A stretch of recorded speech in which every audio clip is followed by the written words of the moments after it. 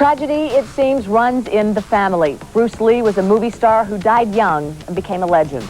Now his son Brandon is gone as well, fatally wounded while starring in a movie. 5 hours of surgery at this hospital could not save the life of 28-year-old Brandon Lee. He was fatally injured on the set of his latest movie, The Crow. 28-year-old Lee was supposed to have been shot during filming of a flashback scene, but not by a real bullet fired from a real gun. One crew member from The Crow set agreed to talk with us, but only if he remained anonymous. People have tried to say it was haunted. I don't know about that. But there definitely was some bad vibes on this set. What's up, moviegoers? Welcome back to Going to the Movies. Today, we're doing something a little bit different than our normal filming location videos because as far as locations go, there's only a couple of things to show and nothing really to line up, but I think you're really going to enjoy learning about some of the information I've been able to dig up. We're also going to run through Brandon Lee's final day and take a look at Soundstage 4 where he was fatally shot by a faulty prop gun, and we're just going to look into as much as we can about the making of The Crow in Wilmington, North Carolina. Brandon Lee was the son of Bruce Lee, and like his dad, he trained in martial arts and he starred in fighting movies. But Brandon was making a name for himself, and he set his sights past kung fu movies. He wanted to be taken seriously as an actor. The Crow was set to be his breakthrough. I have another picture I'm just getting ready to start work on called The Crow, and I'm real excited about it. It's What is pretty that? interesting. It's a supernatural piece. It's about a rock musician and his girlfriend who are murdered, and he comes back from the dead to revenge his own murder and the murder of the woman that he loved. The Crow was based on a comic book series created by James O'Barr. And it's quite interesting. It's very dark and very surrealistic. They also made use of miniatures, sets, and a backlot to stand in for a dystopian gothic version of Detroit. However, there are some practical locations, and everything we're going to look at is what I've learned from the book The Crow, the story behind the film, written by entertainment journalist Bridget Bass and featuring interviews with actors, crew members, and most importantly, location managers. So let's head to our first stop.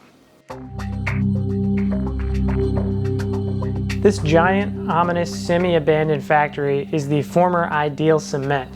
It opened in 1962 and it shut down just 20 years later in 1982, but it took on a second life as a commonly used filming location for productions that needed a big, drab, industrial area. You can see how this place would be a perfect fit for scenes in The Crow, but it's also used in movies like Little Monsters, Teenage Mutant Ninja Turtles, most recently Max Steel, but probably most famously in the travesty that is Super Mario Brothers. The Crow used it for Club Trash, the scenes with the bands playing, and it appears the first floor of this building was used for the club, where you can see the columns behind them and the railings. A few floors above that is where they built sets for Top Dollar's living area and his boardroom. If you look behind them, you can see those columns in those scenes. Also, one of the bad guys, he falls down this big hole in the center of the building, and you can see how high above the club set they were when you get that perspective of him falling down. An interesting note about these scenes, 9 Inch Nails was supposed to appear as one of the bands, but they dropped out because they had just replaced a member, and Trent Reznor didn't want to go and perform with no rehearsal time with the new guys, so they ended up getting this band called My Life with the Thrill Kill Cult, and they finished writing their song for The Crow just in time. They actually finished the lyrics on the plane to Wilmington. And so for the scene, the band had to mime the song so it would match when they added the music in post-production. But of course, there was no recording yet. So as soon as they landed in Wilmington, they found this Christian music recording studio, recorded this gothic, crazy song for The Crow until about 6 a.m. and then had it ready to go for shooting at 2 p.m. that day. And while most of The Crow was shot at night, this scene was shot during the day. They had to put these huge blackout curtains up on the sides of the buildings to keep all the light out. I kind of heard that this building had really strict security. I just drove up to it nonchalantly, and a couple people drove past me and they didn't say anything, but I was just glad to get some of this footage for you guys to see.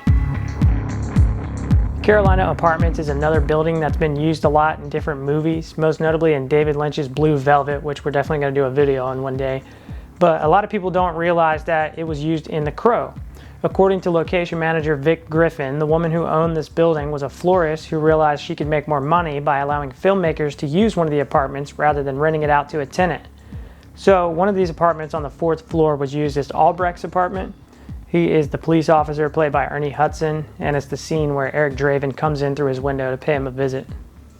Now, there's two interior locations that I know of that shot off the backlot, but unfortunately I don't know where they are, so I'm just including this section in case someone who was there or happens to know can weigh in.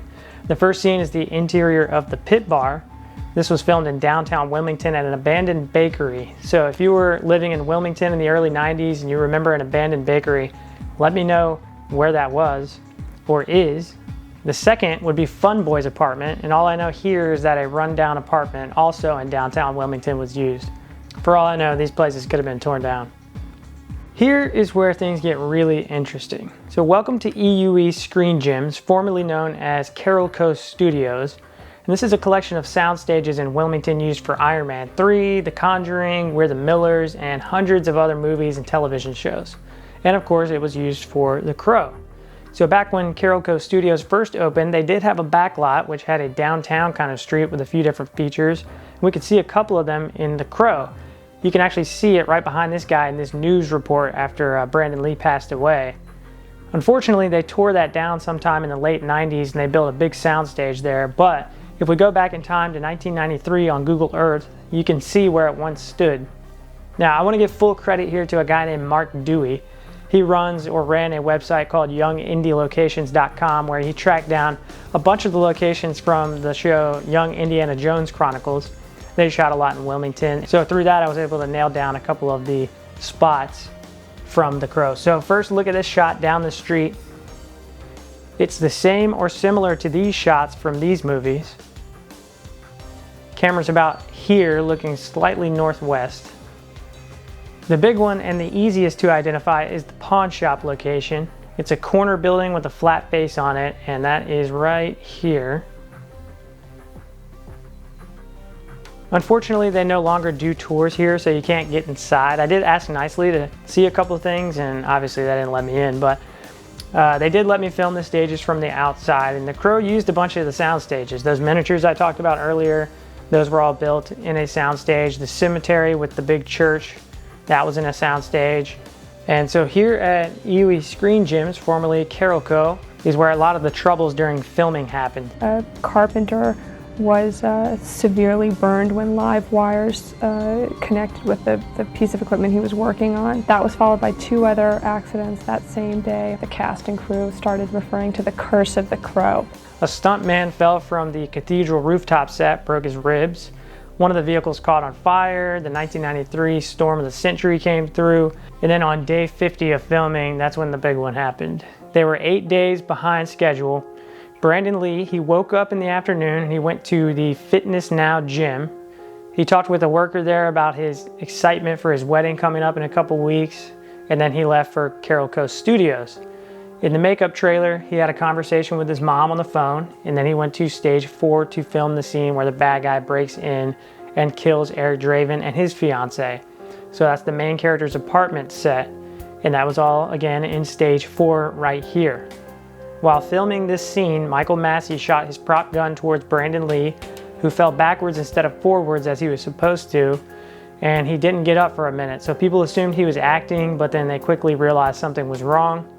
And that's the building right there where all of that happened. So in a blank cartridge, the bullet is taken out and it's replaced with a paper wadding. The primer is triggered, the gunpowder ignites, and that blasts the bullet or the paper wadding forward. And if I understand this correctly, in the case of The Crow, there was a bullet stuck in the barrel of the gun that nobody noticed, and the blank launched that bullet, which ended up hitting Brandon Lee, and it became lodged in his spine. When the crew realized what had happened, Lee was brought here to New Hanover Regional Medical Center, and after 6 hours of attempts to repair his damaged organs and to stop the bleeding, he was pronounced dead at 1:03 p.m. on March 31st, 1993, at the age of 28 years old. Because of the strange parallels between the movie and real life, it's been impossible to look at the film without that dark cloud of the on-set tragedy hanging over it. It makes the movie more powerful, but it never fails to give audiences that feeling of what could have been after that incredible performance from Brandon Lee. An almost freak chain of accidents has to happen for these kind of incidents to occur, so they are rare, but they still happen. And in fact, in the time between filming this video and posting it, we saw the same thing happen to cinematographer Helena Hutchins on the set of Rust. So when you look at the quote below the line crew members working in film, how they're subjected to high stress 16-hour days sometimes back to back in order to meet deadlines because money is the most important thing. All the same stuff you've seen IATSE fighting against in the news. It makes you realize that these freak accidents could be happening even less. And I love movies, I love practical effects, but no one should die working on a movie or driving home from working on a movie. There's this wonderful quote from the book Sheltering Sky, where he says, "Because we do not know when we will die, we get to think of life as an inexhaustible well. And yet everything happens only a certain number of times, and a very small number, really. How many more times will you remember a certain afternoon of your childhood, an afternoon that is so deeply a part of your being that you can't even conceive of your life without it? Perhaps 4 or 5 times more, perhaps not even that. How many more times will you watch the full moon rise?